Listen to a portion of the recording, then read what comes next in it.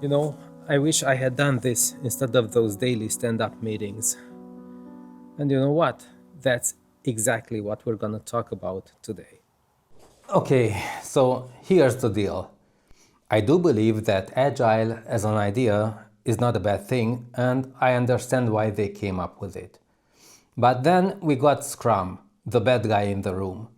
This bully kicked Agile so hard in the balls that it lost everything it stood for. Agile was born with good intentions. Originally, software was built by a select group of people for the government, the military, and big corporations. These projects had huge allocated budgets and the goals were clearly defined. We're talking about projects like the Apollo 13 mission for NASA, air traffic control system for the FAA, or financial systems for major banks. For these projects, the requirements had to be clearly defined in advance. Changing course mid-development was out of question. However, as time went on, computers became more popular. Around the late 1970s, software projects began expanding beyond government and military needs. Suddenly, less and less technically skilled customers wanted software for all sorts of things, everything from small businesses to personal projects. These new customers often had no idea of what they actually needed or what was possible. That was the beginning of the era when things really started to go south in software engineering. And it's only gotten worse since then. Everyone and their cat wanted software but couldn't explain what they wanted. Imagine a client saying something like, I need a system for my shoe factory that tracks inventory, manages employees, and somehow makes everything faster. And that's all they would tell you. The more specific questions you'd ask, the more confused they would get. They had no clear idea of what they were asking for or how to describe it.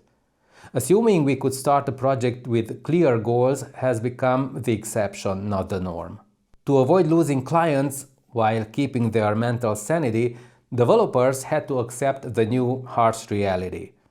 But how do you even deal with such clients? Here's how. Do not assume we can figure out everything in advance.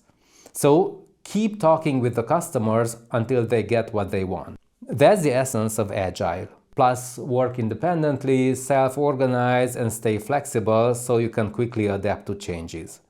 These principles were put together in the Agile Manifesto, which is a glorified guiding document that, unfortunately, leaves too much room for interpretation. Now, while these principles form the foundation of Agile, they do not say how to actually do anything. And I think that was a grave mistake.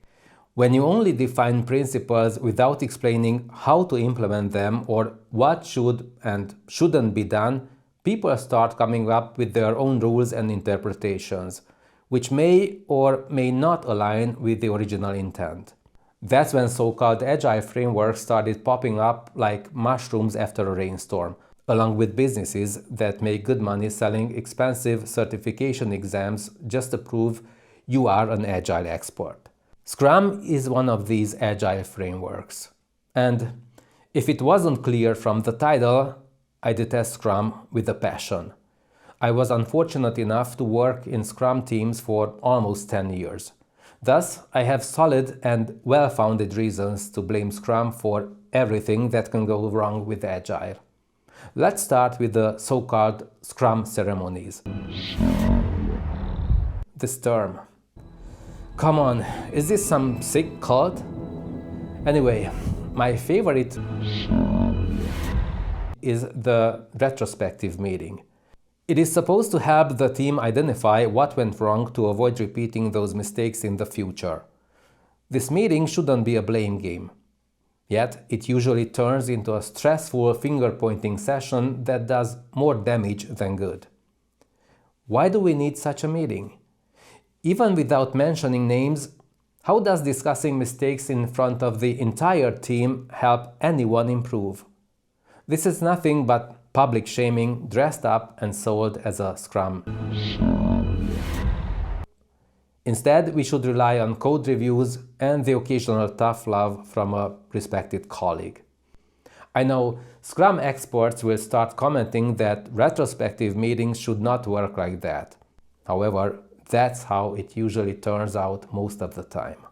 Another Scrum ceremony I find utterly nonsensical and unproductive is the daily stand-up.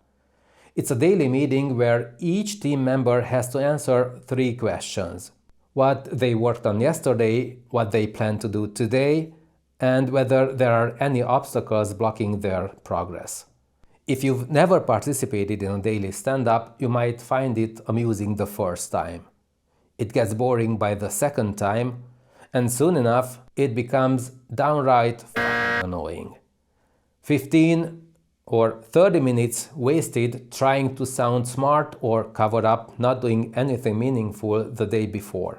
I have reinstalled my computer because it seemed sluggish, so I could not fix that bug yesterday, but I'll fix it today once I set up my development environment. I'm not kidding you. You'll hear this kind of bullshit frequently in Scrum Daily stand-ups. Why enforce such a meeting? Why should we listen to each other's rambling about what they are working on and what issues they've been experiencing? If my code depends on your implementation, I would know what you're working on anyway. Otherwise, why would I care? It's just another unnecessary interruption that prevents you and me from doing meaningful, deep work. Give me a break. Daily stand-ups should be prohibited. They are counterproductive and useless.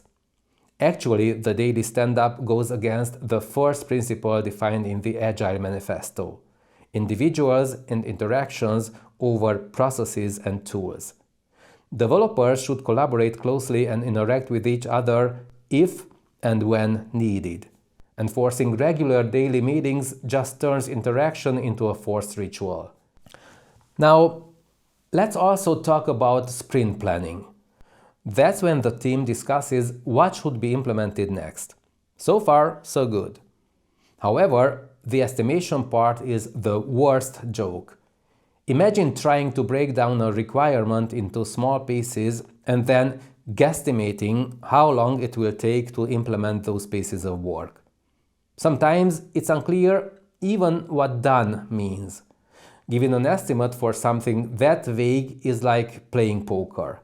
You give your best to appear like a pro. You try to hide that you have no clue why you said it would take 5 hours to implement that feature. You could have said 2 days or even more. But Peter Brownose said he could do it in less than a day. So you can't really say more, right?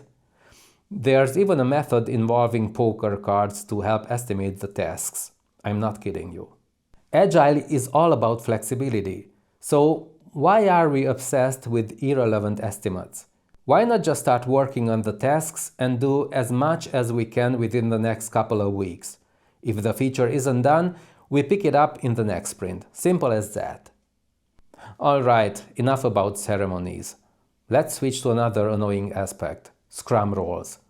The Scrum Master is by far the most annoying, hypocritical, and made-up role I've encountered in my professional career.